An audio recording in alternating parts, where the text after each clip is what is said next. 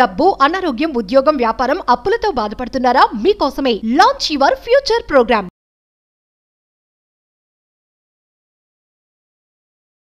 నమస్తే కళ్యాణ్ గారు. నమస్తే జయ గారు. కళ్యాణ్ గారు, మా భరత్ అనే ఒక అబ్బాయి మనకి మెయిల్ చేశాడండి. పెళ్లి చేసుకున్న తర్వాత విడిపోవటం, ఇష్యూస్ ఫేస్ చేయటం, ఒకరికొకరు ఇబ్బందులు పడటం, ఇలాంటివి మనం చూస్తూ ఉంటాం. కానీ ఈ మధ్యకాలంలో బహుశా మీరు కూడా నెంబర్ ఆఫ్ కేసెస్ చూస్తున్నారేమో. ప్రీ మ్యారిటల్ కౌన్సిలింగ్ అనేది చాలా అవసరం వచ్చేసింది. ఉమ్మడి కుటుంబాలు ఉండట్లేదు, ఎవరికి వారే ఓన్ డెసిషన్స్ తీసేసుకుంటున్నారు. అదేదో పెళ్లికి ముందే మాట్లాడుకుంటే అన్ని విషయాలకి సంబంధించి ఒక క్లారిటీ వస్తుంది అనే థాట్లోకి వచ్చారు. కేసులు ఎలా ఉన్నాయండి? మీ దాకా వస్తున్నారా? ప్రీమెరిటల్ కౌన్సిలింగ్ గురించి ఈ మధ్య కాలంలో మన ప్రోగ్రామ్స్ బట్టి అవనివ్వండి, ఇంకా వేరే కార్యక్రమాలు బట్టి అవనివ్వండి, ఒక అవగాహన అయితే బాగా పెరిగింది మేడం. ఎందుకంటే ప్రేమించుకునేటటువంటి వాళ్ళు కూడా పెళ్లి వరకు వెళ్ళే లోపు అసలు మేము ప్రేమించుకున్న వాళ్ళం, పెళ్లి తర్వాత భార్యాభర్తలుగా మేము సానుకూలంగా మా ప్రయాణం సాగుతుంది అనేది వచ్చేవాళ్ళు ఉన్నారు. అరేంజ్డ్ మ్యారేజెస్ పరంగా కూడా తల్లిదండ్రులు బాగానే ఇష్టపడుతున్నారు, జాతకాలు బాగానే కలిసినాయి, ఆస్తిపాస్తులు ఏ విధంగా అన్నీ బాగానే ఉన్నాయి. మీ ఇద్దరు అంటే ఏంటంటే ఆలోచన శైలి అంటే ప్రీమెరిటల్ కౌన్సిలింగ్ యొక్క ప్రాముఖ్యత ఏంటంటే ఇమోషనల్ అట్రాక్షన్ అనేటటువంటిది, ఇమోషనల్ ఇంటిమసీ అంటే మానసికంగా మీ ఇద్దరం భార్యాభర్తలుగా జీవితాంతం ప్రయాణం చేయగలమా. శారీరకంగా physical attractions is very easy.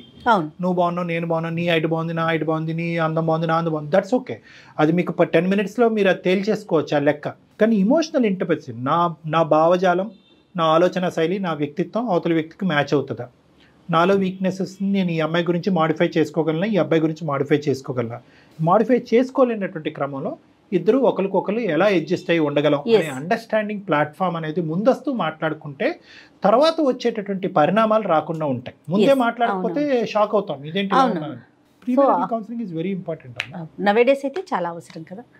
అతను దానికి సంబంధించి అంటే పెళ్లి చేసుకోబోయే ఒక అమ్మాయికి సంబంధించిన ఒక ఇష్యూతో మన దాకా వచ్చాడు. మరి కాల్ చేస్తానండి, చేయండి మేడం.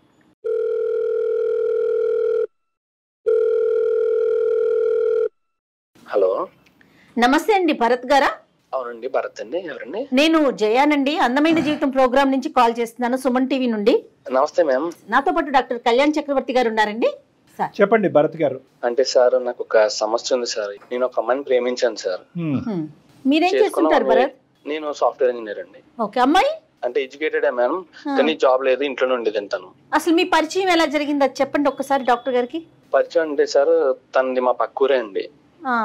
అప్పుడప్పుడు కాలేజ్ టైంలో గట్రా తెలిసిన మొహమే మేడం.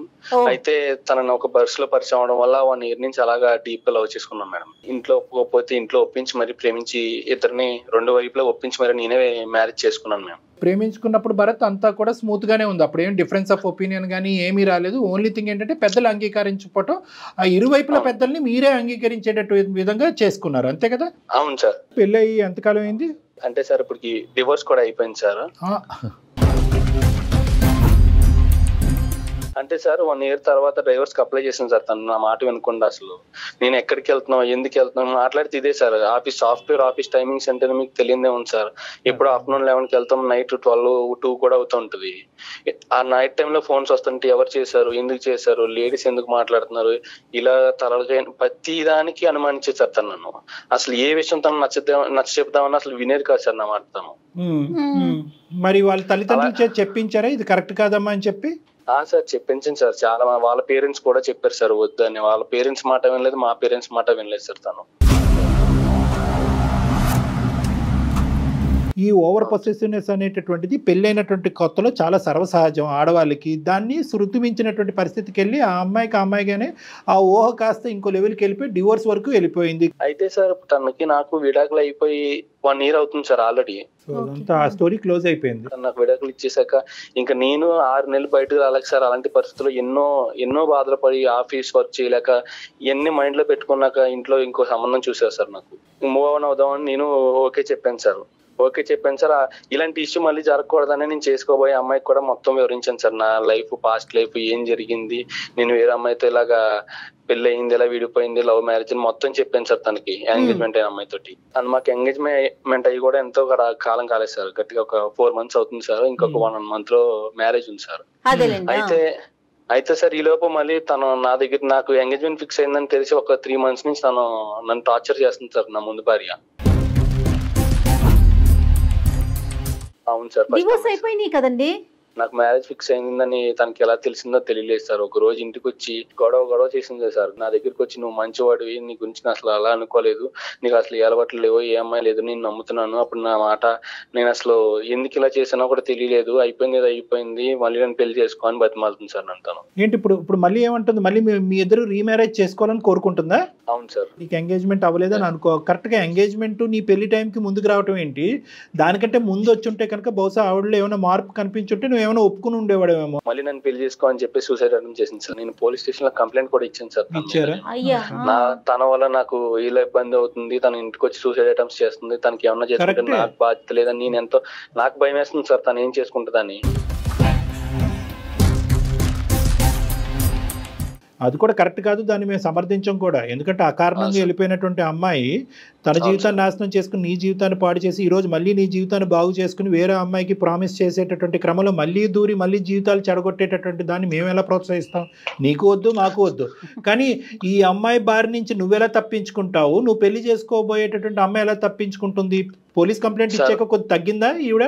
పోలీస్ కంప్లైంట్ ఇచ్చాక తను కొద్దిగా తగ్గినా కానీ సార్ ఇప్పుడు తను ఒక చిన్న డిస్టర్బెన్స్ చేసి వెళ్ళిపోయింది సార్. ఇప్పుడు కూడా ప్రేమించే అంటే నేను పెళ్లి చేసుకోబోయే అమ్మాయికి తన ఆఫీస్ స్పేస్ కి వెళ్ళి మరి నా గురించి బ్యాడ్ గా చెప్పింది తను. చూసారా? ఇక్కడ బాంబు పేలకపోతే అక్కడ ఒత్తిలిగిస్తుంది అమ్మాయి. అంతే జుట్టు అందకపోతే కాళ్ళు. మరి అంటే ఏమని చెప్తుంది? ఏం చెప్పడానికి ఏముంది ఇక్కడ? నా వల్ల తను ఇబ్బంది పడినట్టు, నేను తాగుబోతుని తిరిగిపోతుని, తను ఎంతో ఇబ్బంది పెట్టినట్టు ఇలా ఒక్కరి కాదు సార్ 3 చేత చెప్పించింది సార్ తనకి.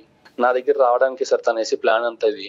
నీ దగ్గర రావడం ప్లాన్ కంటే ముందు ఈ పెళ్లిని చెడగొట్టాలనే మోటో ఏంటంటే నువ్వు సుఖపడకూడదు, తనకు కానటువంటి వాడు ఎవరికి చెందకూడదు, ఇంకా ఇతని జీవితంలోకి వేరే వాళ్ళు రాకూడదు, మళ్ళీ ఆ అమ్మాయి రావాలి, మళ్ళీ ఆ అమ్మాయి నిన్ను ఉడుం పట్టుగా బిగించాలి, నిన్ను ఊపిరి తీసుకోనివ్వకూడదు. ఇదే పద్ధతి కంటిన్యూ అవుతుంది. సరే, ఆ అమ్మాయి మార్పు వచ్చిందో లేదో అనేటటువంటిది ఈ రోజు అప్రస్తుతం. అదేమి ఇప్పుడు అది పెద్ద మాట్లాడుకోవాల్సినటువంటి అవసరం లేదు. కానీ ఇప్పుడు నీ జీవితాన్ని పాడు చేస్తున్న అమ్మాయి ఈ రోజు వచ్చి మళ్ళీ ఆ అమ్మాయి జీవితాన్ని పాడు చేస్తుంది కదా. అది అవును సార్. ఆ అమ్మాయి ఈ అమ్మాయి ఫస్ట్ మ్యారేజా సెకండ్ మ్యారేజా? ఇప్పుడు నువ్వు చేసుకోబోయే అమ్మాయి ఫస్ట్ మ్యారేజ్ సార్. తను ఫస్ట్ మ్యారేజ్. పూర్తిగా మీరిద్దరు ఒకరినొకరు అండర్స్టాండ్ చేసుకున్నారు ఈ 4 months లో? పూర్తిగా అండర్స్టాండింగ్ చేసుకున్నాం సార్. తను నన్ను నమ్మింది సార్. అండ్ ఈ విషయం జరగగానే తన గురించి నా గురించి బ్యాడ్ గా చెప్పగానే తను నాకు ఫోన్ చేసి ఇది ఏంటని అడగగానే తనకి ఎక్స్ప్లెయిన్ చేశాను సార్. తను కలిసి కూడా మాట్లాడాను సార్. తను అంతా క్లియర్ గా ఉంది కదా సార్. కానీ కాకపోతే మళ్ళీ ఈ పెళ్లి అయ్యాక కూడా తర్వాత ఇలా జరిగితే నా వల్ల నేను తట్టుకోలేను సార్. నువ్వు మాకు చేయడానికి కారణం ఏంటి? ఇప్పుడు మొదటి అమ్మాయితో మాట్లాడాలనా, లేదంటే ఆ అమ్మాయి పరిస్థితి అలాగే ఉంటది, ఇప్పుడు నేను చేసుకోబోయే అమ్మాయిని ఆలోచింపజేయండి అనా? సార్ నాకు మొదటి అమ్మాయి వద్దు సార్. నాకు రెండవ అమ్మాయి ఇప్పుడు చేసుకోబోయే అమ్మాయికి నాకు ఫ్యూచర్ లో ఎలాంటి ప్రాబ్లమ్స్ వస్తాయన్న భయం ఉంది సార్ నాకు. నేను అలాంటి ఫేస్ చేయలేను సార్. మాకు ముందుగానే పెళ్లికి ముందుగానే మీరు ఏమన్నా ఒక సజెషన్స్ ఇస్తారు, మాకు మా బంధాన్ని నిలబెడతారని చెప్పేసి మిమ్మల్ని ఆశ్రయించాను సార్ నేను. సరే, ఇప్పుడు నువ్వు చేసుకోబోయే మంచి ఆలోచనే. చేసుకోబోయే అమ్మాయి పేరు మాధవి సార్. మాధవి గారు. సో ఏం చేసావంటే వాస్తవానికి నీ ఈమెయిల్ వచ్చిన తర్వాత మేము కొన్ని ఎంక్వైరీస్ కూడా జయ మేడం కండక్ట్ చేశారు. మన టీం ద్వారా జయ మేడం కొన్ని ఎంక్వైరీస్ కండక్ట్ చేయించి వాస్తవానికి నీ భార్యతో కూడా మాట్లాడారు, ప్లస్ మీ ఆఫీస్లో ఉండేటటువంటి కొన్ని క్లోజ్ ఫ్రెండ్స్, ఫ్యామిలీ ఫ్రెండ్స్తో కూడా మాట్లాడటం జరిగింది. ఎందుకంటే ఈ భరత్ అనేటటువంటి అబ్బాయి నిజం చెప్తున్నాడు అనేటటువంటిది అనుకోవటానికి ఏముంది? పాప మా అమ్మాయి ఎన్ని ఆపసోపాలు పడిందో, ఎంత క్షోభం అనుభవించిన తర్వాత ప్రేమించినటువంటి అమ్మాయి పెళ్ళైనటువంటి 1 year తర్వాత డివోర్స్ తీసుకోవటం అనేటటువంటిది చాలా రేరెస్ట్ ఆఫ్ రేర్ సిచ్యువేషన్. అది చదువుకున్నటువంటి. సో కండక్ట్ చేస్తే కనుక మాకు తెలిసినటువంటిది ఏంటంటే నువ్వు కంప్లీట్గా క్లీన్ చిట్గా బయటకు వచ్చావు.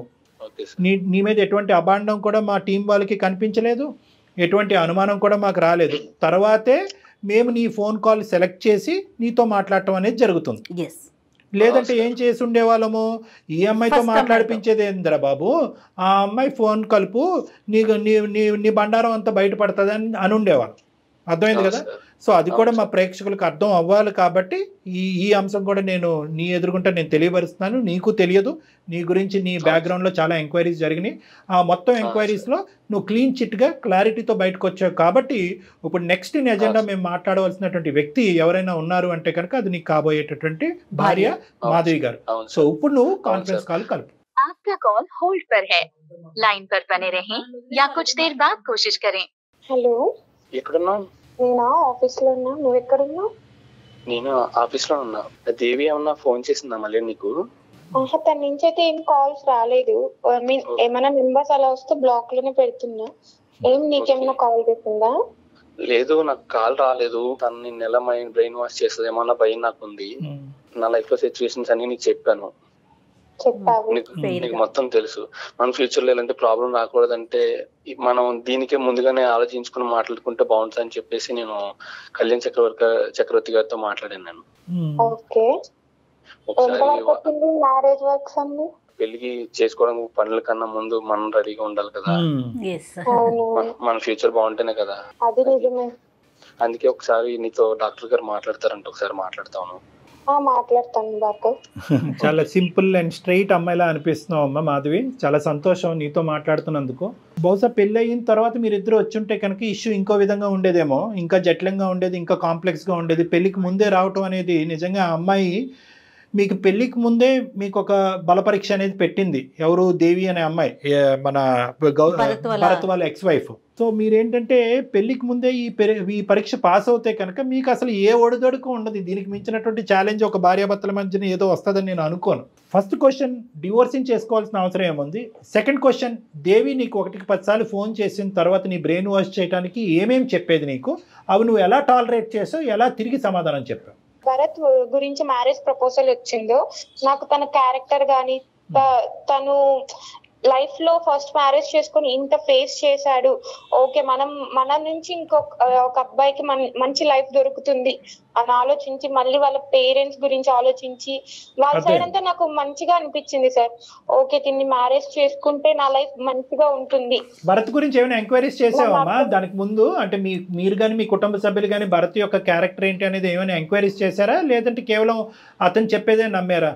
అంటే మ్యారేజ్ ప్రపోజల్ వచ్చిన తర్వాత మా ఫ్యామిలీ అంతా ఎంక్వైరీ చేసి తర్వాత మేము డెసిషన్ తీసుకున్నాం. సూపర్ అండి, సూపర్, నైస్ నైస్. మరి దేవి సంగతి చెప్పమ్మా. దేవి ఎన్నిసార్లు నీకు ఫోన్ చేసింది? ఏం చెప్పేది? అది ఎలా డీల్ చేసేదాన్ని నువ్వు? నాకు అంటే మా భరత్ ఇట్లా డైవర్స్ అయిపోయిన తర్వాత మేమంతా ఓకే, మాకు వాళ్ళ ఫ్యామిలీ నుంచి ఏం ప్రాబ్లం లేదు, మా ఫ్యామిలీ నుంచి కూడా వాళ్ళకి ఏం ప్రాబ్లం లేదు, అందరికి ఓకే అనుకున్నప్పుడు మేము ఎంగేజ్మెంట్ చేసుకున్నాం సార్. దాని తర్వాత వన్స్ ఎంగేజ్మెంట్ అయిన ఒక 1 month నుంచి నాకు డైలీ కాల్స్ డిఫరెంట్ నెంబర్స్ నుంచి సార్ కాల్స్ వచ్చేది. ప్లస్ ఇప్పుడు డైరెక్ట్ గా ఎప్పుడైనా నేను ఆఫీస్కి వెళ్ళేటప్పుడు బస్ స్టాప్ లో వెయిట్ చేస్తున్నాను, లేదా బయట షాపింగ్ మాల్స్ కి వెళ్ళింటాను, లేదా ఫ్రెండ్స్ తో ఎక్కడికైనా వెళ్తాను, ఆ టైంలో వచ్చి డైరెక్ట్ గా నాకు ఒక అన్నోన్ పర్సన్స్ వచ్చి, మీరే నా భరత్ ని మ్యారేజ్ చేసుకునే అమ్మాయి, ఇలా మీరు సెకండ్ మ్యారేజ్ చేసుకుంటున్న అబ్బాయిని ఎందుకు మ్యారేజ్ చేసుకోవాలనుకుంటున్నారు, తను మిమ్మల్ని ఎందుకు మ్యారేజ్ చేసుకోవాలనుకున్నారు, ఒక్కసారి ఆలోచన. ఇలా నాకు కొంచెం మైండ్ అనేది డైవర్ట్ చేయడానికి చాలా మంది ట్రై చేశారు సార్. టెంపుల్స్ కి ఫ్యామిలీతో వెళ్తున్నా కూడా ఇప్పుడు నేను ఒకటే ఉంటే దాన్ని నేను వేరేలాగా అర్థం చేసుకొని నేను భరత్ తో మాట్లాడి ఏమైనా లైక్ ప్రాబ్లమ్స్ వస్తే క్లారిఫై చేసుకుంటాం. మా ఫ్యామిలీతో ఉన్నప్పుడు కూడా వచ్చి ఇలా ఆలోచించండి ఒకసారి, మీ అమ్మాయి లైఫ్ పోతుందేమో, ఇట్లా డైవర్స్ తీసుకున్న అబ్బాయితో ఎందుకు, తను ఎంత టార్చర్ చేశారో, మళ్ళీ మీ అమ్మాయి ఎన్ని ప్రాబ్లమ్స్ ఫేస్ చేయాలో, ఇలా వాళ్ళ మైండ్ ని కూడా చేంజ్ చేస్తా ఉన్నారు వాళ్ళు. మాక్సిమం ఎంత వరకు చెప్పాలో అంతవరకు చెప్తున్నారు, ఎట్లయినా ఈ పెళ్లి క్యాన్సిల్ చేయాలని. అంతేనండి, పెళ్లి క్యాన్సిల్ చేయాలని. ఈవెన్ మేడం యాక్చువల్లీ మ్యారేజ్ కి ఇంకొక 1 month ఉంది అనుకున్నప్పుడు కూడా మాకు అసలు నాకు మ్యారేజ్ వర్క్స్ మీద కానీ ఆఫీస్ వర్క్స్ మీద కానీ కాన్సన్ట్రేషన్ అసలు చేయలేకపోతున్నాను.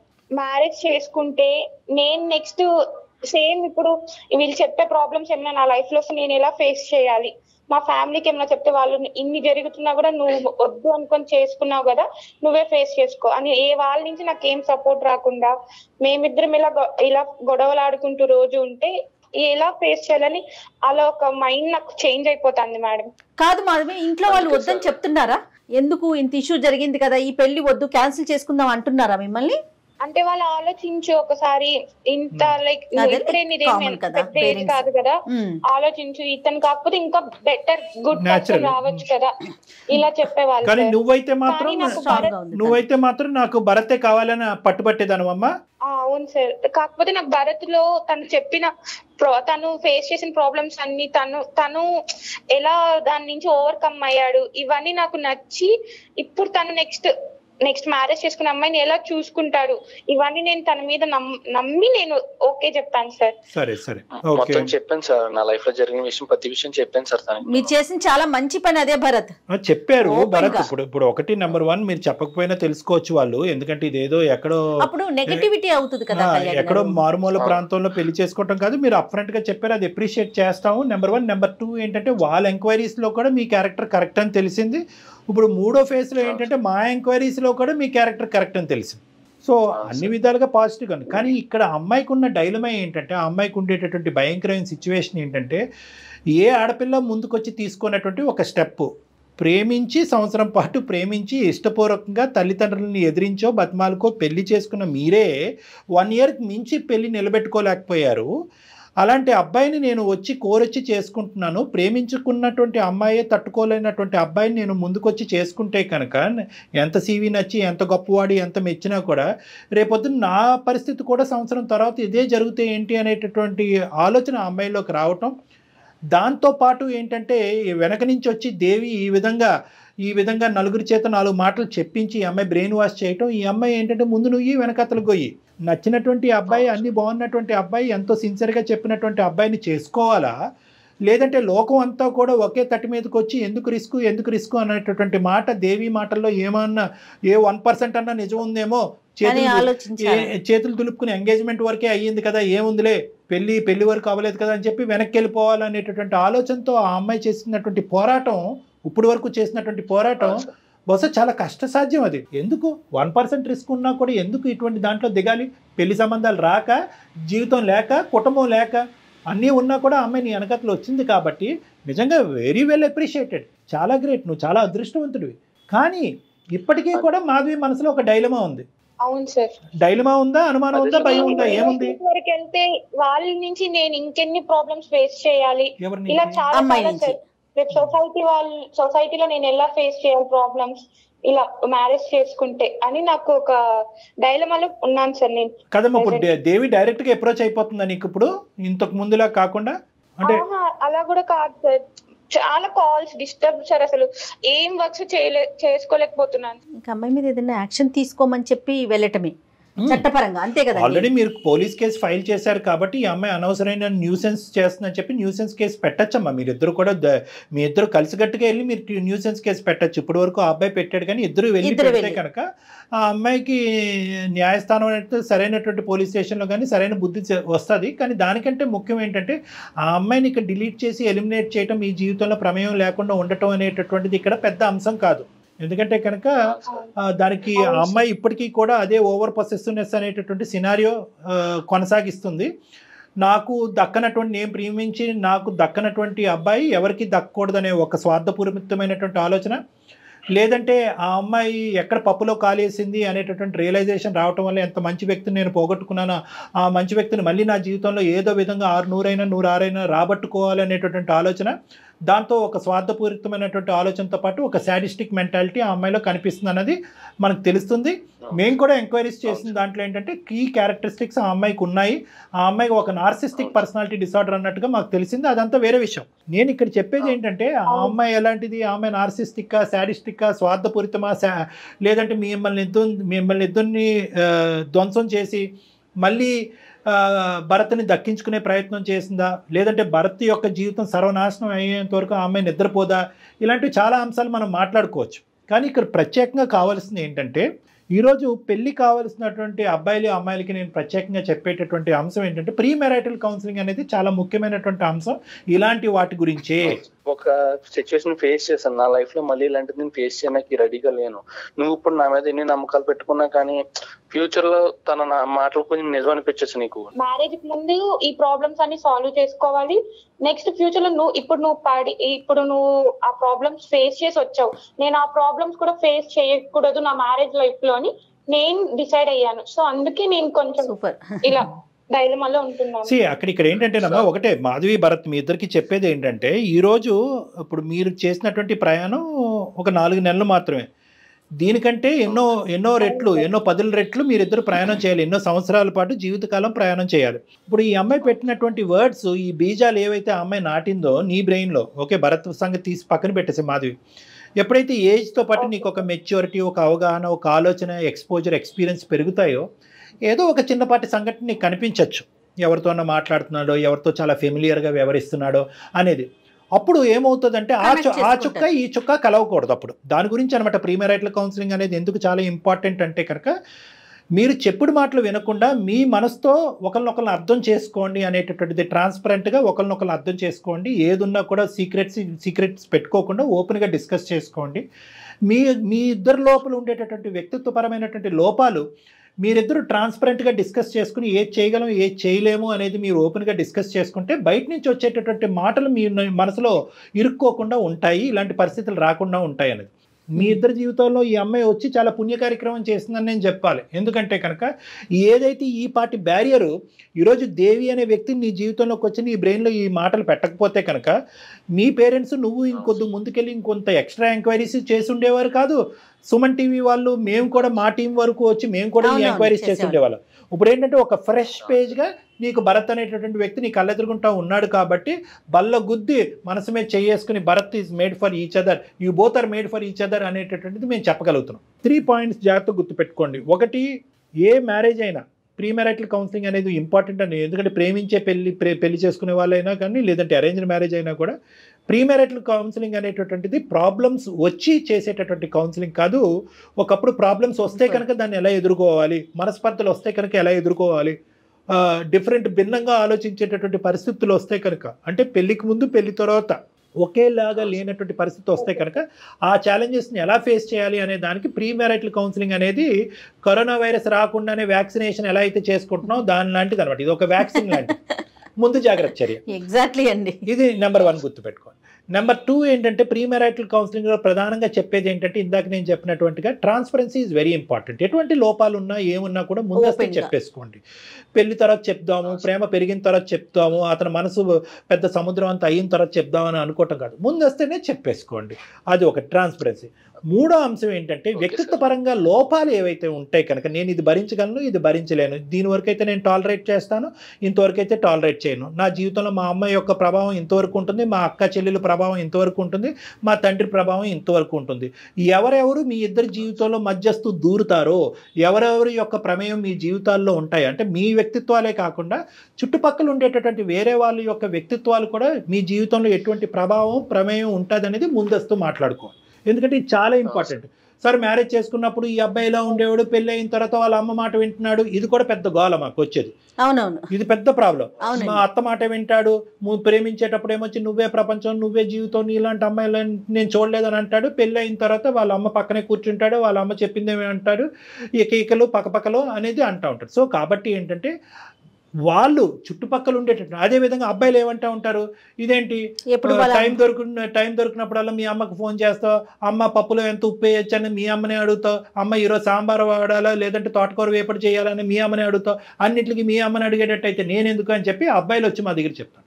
సో ప్రీమెరైటల్ కౌన్సిలింగ్ అనేది కేవలం మీ మనసులు మీ మనస్తత్వాలు అర్థం చేసుకోవటమే కాకుండా ఎవరెవరు ఎంత పాత్ర పోషిస్తారు మీ ఇద్దరి జీవితాలు అనే సబ్జెక్ట్ కూడా ఇరువైపులా అర్థం చేసుకోవడానికి ప్రీమెరైటల్ కౌన్సిలింగ్ అనేది ఫ్యామిలీ కౌన్సిలింగ్ కింద కూడా పనిచేస్తారు. ఎంత బలంగా ఉన్నా కూడా దేవి లాంటి వ్యక్తులు పదే పదే మీ జీవితాల్లో దూరి మిమ్మల్ని ఇబ్బంది పెట్టేటటువంటి పరిస్థితి వస్తుంది అంటే కనుక మీరిద్దరు ఇంకా చిన్నపిల్లలు, భవిష్యత్తు ఉంది.